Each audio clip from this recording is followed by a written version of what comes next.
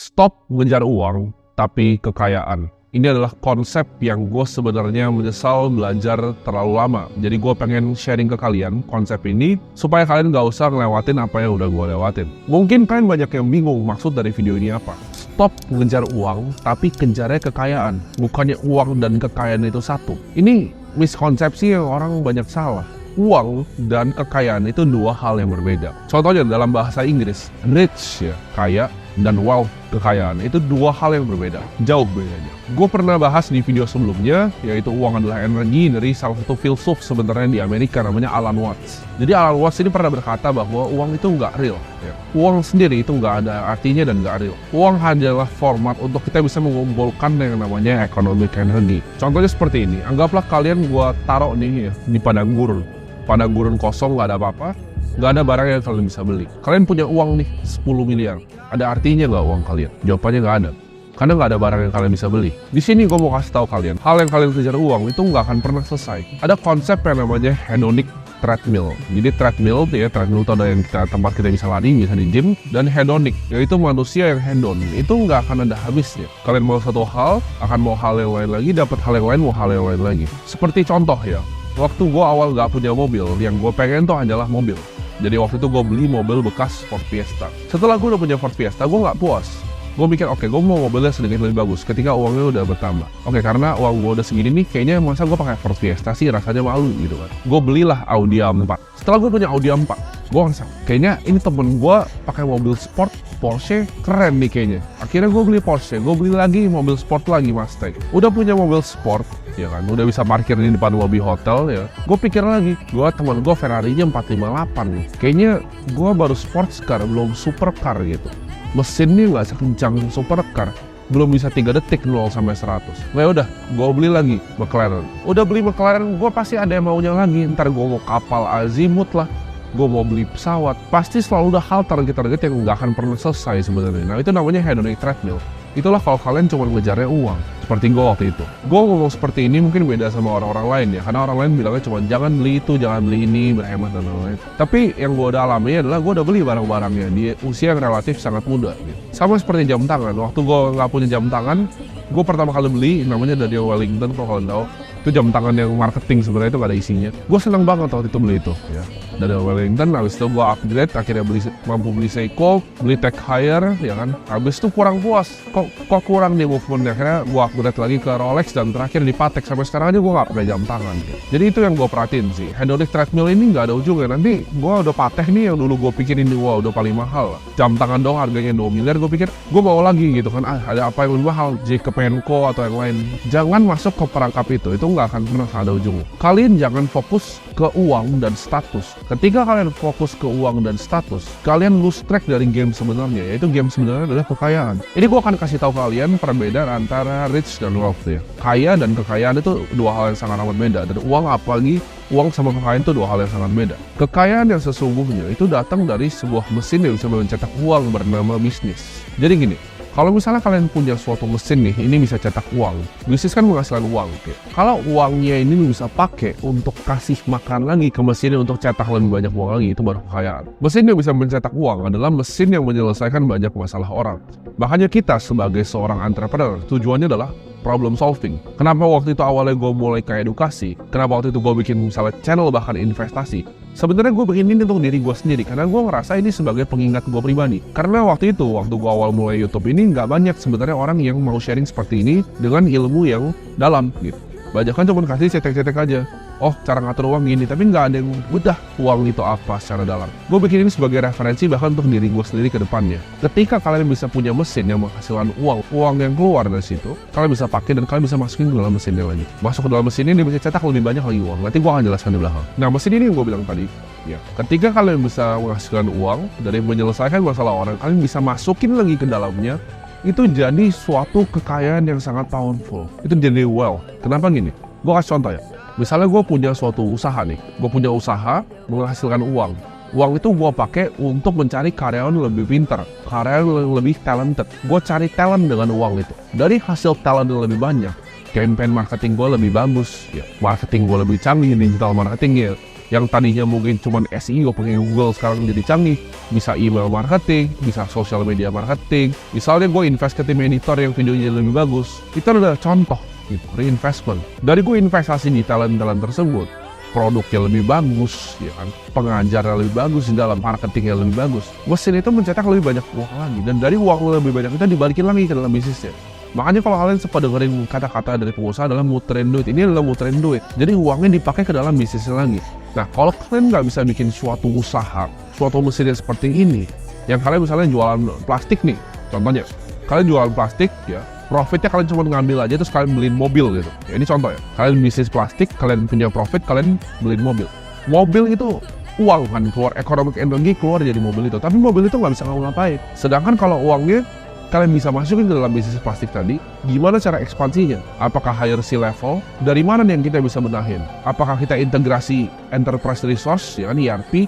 Kita investasi di software untuk bisa besarin lagi bisnisnya. Itu yang membedain pebisnis yang kecil sama bisnis yang gede. Pebisnis yang gede ini mikir gimana caranya bisa efisiensi bisnisnya. Gimana caranya kita bisa kasih nilai tambah lebih ke konsumer kita. Gimana cara kita bisa hire talent yang terbaik. Makanya kita lihat perusahaan kelas yang paling tinggi, contohnya seperti BCA, Indofood. Mereka fokus untuk cari talent. Bahkan mereka biayain anak-anak kampus gitu. Mereka biayain universitas anak-anak sampai lulus. Kenapa? Karena mereka mau talentnya, dan mereka tahu investasi yang tertinggi adalah di talent, di bakat manusia. Kalau gue punya uang nih, gue beliin mobil, ya mungkin harganya bisa naik.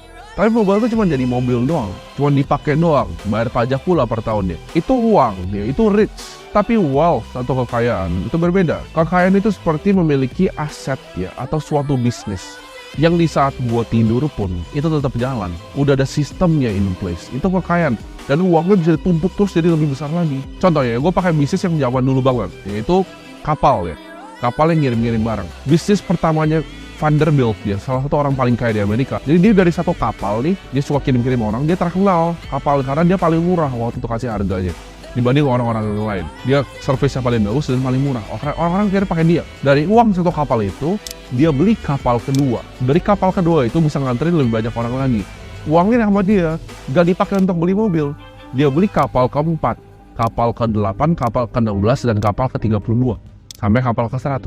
Itu adalah kekayaan. Ketika kalian cuma punya bisnis yang one off, misal kalian transaksi, mau nipu orang nih, lo mau nipu orang ya. Makanya gue selalu bilang, nipu orang itu uang, bukan kekayaan. Apakah bisa kaya dari nipu? Bisa. Tapi itu transaksinya cuma sekali. Contohnya, lo bikin yang misalnya pakai SMS lah nipu, dapat uang kan misalnya 10 miliar. Tapi itu nggak akan pernah bisa jadi kekayaan. Karena transaksinya sekali. Lo tipu orang merasa ditipu. Sedangkan kalau Indomie, ya, lo makan enak, murah, orang beli lagi, dia recurring. Itu kekayaan. Kalau lo mau jadi kaya, lo harus punya mesin casing Vanderbilt tadi. Itu ibarat paling simpel, dari satu kapal, dari 2 kapal, dari 3 kapal, dari 4 kapal.